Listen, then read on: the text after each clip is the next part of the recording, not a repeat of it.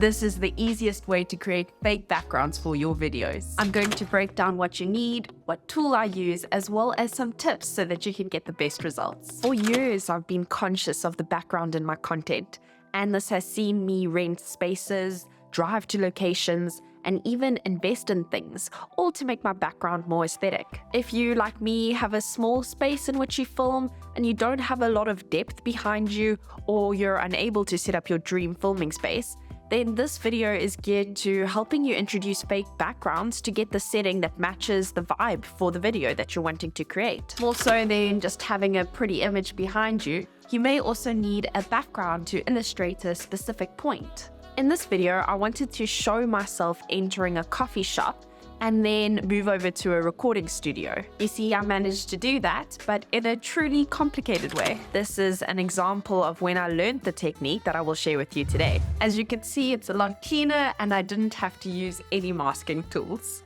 Now, I used to use a green screen, but in case you're worrying about that, you don't have to drill into your walls or buy a larger-than-life green sheet with what I'm about to share with you. These days, it's so much easier to create a fake background, and I'm about to show you how. But before we get into the background, there are a few things that would be helpful to know in order to make this process a lot simpler. With the technique I'm about to share with you, you can move, within reason of course, but when you're going about capturing your footage, it would help if you made use of a tripod. So keeping your camera stable is probably the most important tip in this process. At least for now, it makes things a lot more simple if we can work with a stable frame. You don't have to invest in an expensive tripod by any means. You can balance your phone or camera on a stable surface. You can get creative here. But even with a stable frame, you could get a pixelated outcome if you don't focus on the next thing. If you have fair hair like me, recording in front of a light background could make this a little tricky. Try to have somewhat of a contrasting background behind you. And where possible, the plainer, the better. Next, it helps if you're prepared with regard to already having the video or image that you would like to use as your fake background. I will give you some ideas on how you can go about finding background images or background videos for free, but more on that in a minute. Something else that I've picked up, which has never been a problem before, is that it might be helpful to wear a simple t-shirt. So either a black or a dark blue or a darker color. It might work best for you when you're using this effect. And I don't know if all the eagle eyes have spotted it, but in my video, the shirt that I'm wearing actually becomes a little bit transparent at times. And it's not the green that I thought might have been an issue if there was going to be an issue. So just be mindful to wear something a little bit more simple, so like I said, a darker t-shirt, and then you should have an easy time incorporating this effect into your videos. Finally, script out your videos so that you plan to film in sections of less than 1.5 minutes. I know that's random, but you'll understand why in a bit. If you're typically someone who turns on your camera and chats without being aware of the time, then you might struggle a bit with this method.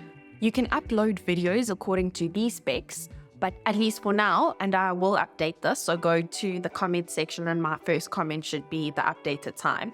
But the tool that we're going to be using only allows you to upload footage that is under 1.5 minutes long. Okay, but now we're going to get practical. At this point, you should have your clips and we're going to upload them now. I typically use a variety of editing tools when it comes to putting my videos together. Mostly I use Premiere Pro, but I also sometimes use the tool we'll be discussing today, which is Canva, and that forms phase 1 of my editing process, at least for some of my videos. Most people have this tool already, but if you don't, it's a simple Google search. Once you have Canva, you will begin by selecting the template for the video. Are you creating a vertical or horizontal video? So go ahead and type in what format you're searching for. Whether you end up choosing vertical or a horizontal video template, what I'm about to share with you works regardless of which one you pick. When you've selected your template, upload your video files. You can do that over here. From here, you can select an image by going to Images and typing in an example of a background you may want. Personally, I like to look for home office ideas. I also like to blur them out a little bit to give it that idea of bokeh, but you can search for anything relevant to the video that you're putting together. be it a fitness studio, maybe a gym, maybe you're looking for that coffee shop aesthetic, or maybe you're even wanting to portray that you're in some sort of workshop. You can even select a video as opposed to an image. It's completely up to you. You do that by scrolling down to video in the menu option and then typing in your background of choice. Now that you've selected your background, drag the video that you uploaded onto the template, head up to the top and click on Edit Video. And from here, you select Remove Background. If you uploaded a video longer than 90 seconds, then you'll see this pop up. After a few seconds, you can remove your background and then adjust your video file so that it fits the space.